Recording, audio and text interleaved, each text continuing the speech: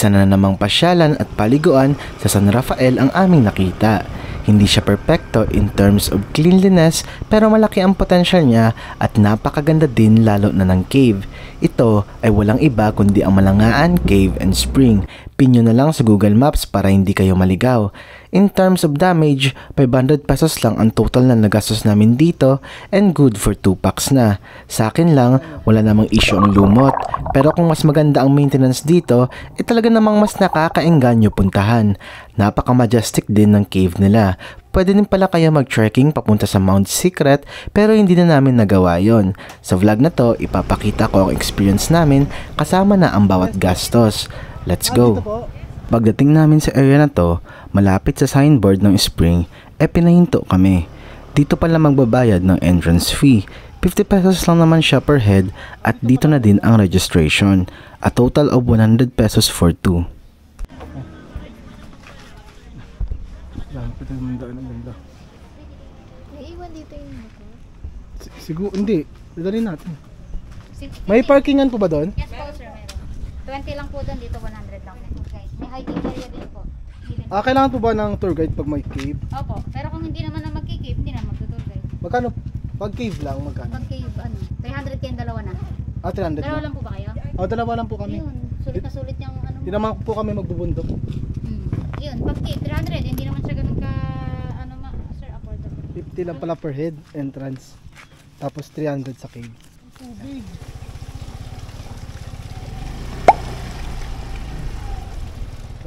Ay, 20 ka dyan? Eto na ang parking area nila at nasa baba lang ang spring. Hindi ko na sinama yung parking fee sa computation since 20 pesos lang naman siya. Ano kinukuha mo? Aratilis? Nakakain yan? Andito na kami sa Spring Resort. Dito sa taas ay may nakita kaming bata na kumakain ng aratilis. Kung nakakain na kayo nito, medyo matamis siya.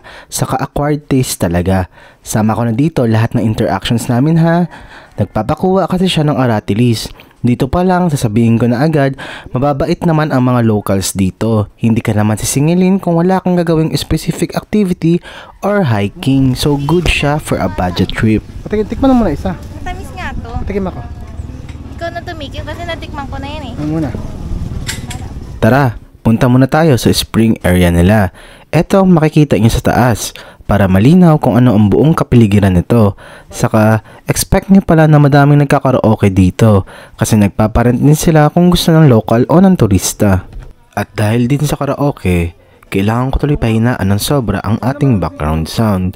Pasensya na kung mas makwento ako sa video na to.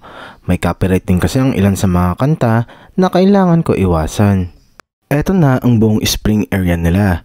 Malaki siya katulad ng nakikita nyo. At eto lang talaga ang area na papaliguan nyo. Note ko lang na yung areas malapit sa babaan ay abot naman ng paa pero pag lumayo kayo ng onte medyo malalim talaga siya at bato-bato at saka madulas. So recommend ko dito magdala kayo ng life jacket or mag-ingat kayo. Saka pwede din kayo mag-rent ng salbabida o etong gulong na may hangin. 50 pesos lang naman siya sa bawat salbabida. So sinama ko na siya sa expenses namin. A total of 200 pesos na ang nagastos namin dito. Sa cottage naman nila, may makikita kayong matatanda na nakatambay. Iba-iba kasi ang may-ari niyan. So pwede kayong magtanong kung magkano ba rent nila bago kayo maligo. Actually, mura lang siya. 100 lang ang siningil sa amin. So 300 na ang total na gastos namin dito. May mga aso nga pala sa paligid. Pero huwag kayong matakot pag lumapit sila kasi nagugutom lang yan. Hindi naman sila nangangagat. Train catch. Ay, na kami ha. Sorry. Punta naman tayo sa cave area nila. Eto na ang last part ng gastos namin. Nakiusap lang talaga ako na ipa-discount kami kasi dalawa lang talaga kami. Kaya 200 pesos lang ang binayad namin sa tour guide dito. So ayan, literal na 500 pesos lang ang total expenses namin pero walang pagkain. Magdala na lang kayo at wala namang corkage dito so malaking pro yun kasi pwede nyo dalhin ang kahit anong gusto nyo unlike sa ibang resort or camps na humihingi pa ng corkage fee. Pero kung alak ang dadalhin nyo, I think mas better if sa kanila na lang kayo bumili. Tara, samahan nyo kami mag-trek papunta sa cave area nila na may magandang rock formations. Eto for me ang pinaka worth it sa lahat. Walking distance lang kasi siya tas unique talaga at kahit ako napawaw sa ganda. Hindi ko na siya ikakat ha, para kitang-kita nyo kung ano ang dadaanan nyo at expectations nyo sa area. Nga pala, hanggang bungad lang kami nung lagusan ng enclosed cave. More on sa open cave lang kami pumunta kasi medyo delikado dahil umulan ng malakas. Kahit sa trail na to, medyo mahirap maglakad dahil napakadulas niya. Kaya hindi recommended mag-crocs o mag-chinelas dito. Matutulis din ang mga bato kaya dagdag ingat kayo para iwas sa injuries. Recommended ko talaga mag-hiking shoes or aqua shoes na may sapat na traction or friction para hindi kayo madulas katulad ko. Grabe, dito pa lang worth it na lahat ng pagod at nagastos namin. Imagine nyo 200 lang o 300 kung normal rate, may ganito pala sa Bulacan at ang dali lang puntahan. Wala pang harang sa inyo sa daan na kung sino-sino. Sa totoo lang, expectations ko talaga dito madaming dadaanan at pagbabayaran. Akala ko kasi sa ibang comments sa ibang vlogs na napakaraming babayaran. 50 pesos lang naman palang entrance fee per head. Tas lahat ng expenses na ipinakita ko, yun na talaga yun. Technically, 250 pesos lang siya per head, kasama na caving dito. Siguro 300 pesos max na if normal rate yung binayad namin sa tour guide. Yung rock formations pala dito ay isa sa pinakamagandang nakita ko so far. Sana more improvement pa at syempre more conservation methods para sa place na to. Ganda no?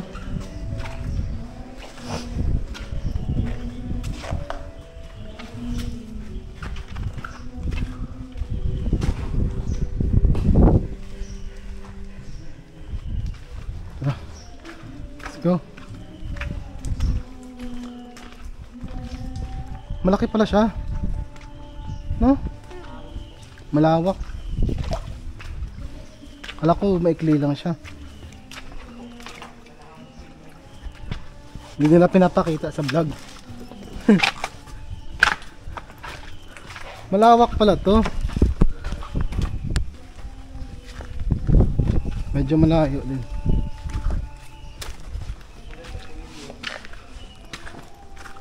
Ganda. Yan.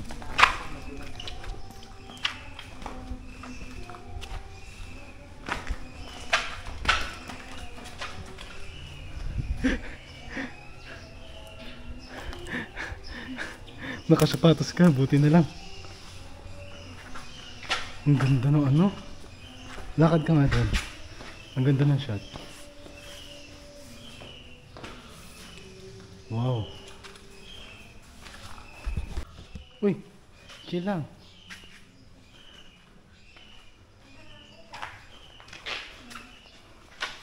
Whoop. Ano mas maikli yung ano.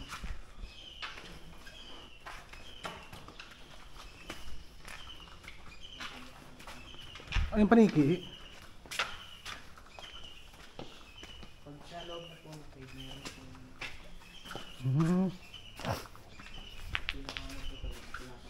Ito ka, putik.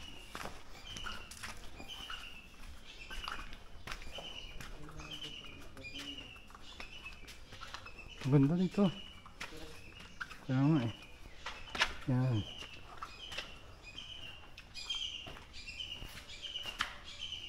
Grabe. Ang layo niya, ba't hindi nila pinapakita?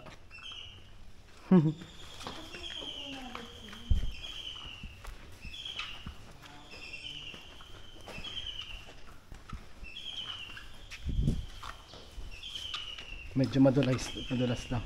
Madulas.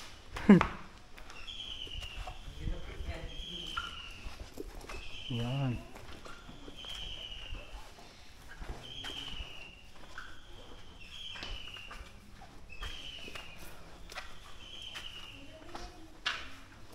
Ang ganda dyan. Ay, ano.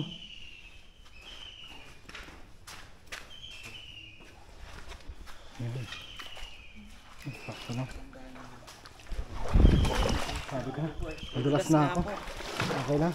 Dito dapat talaga ay dumaan. Dito talaga okay lang. Basa naman tayo. Yan. Nadulas na ako ha. Guys, ayan. Medyo mahirap na dun.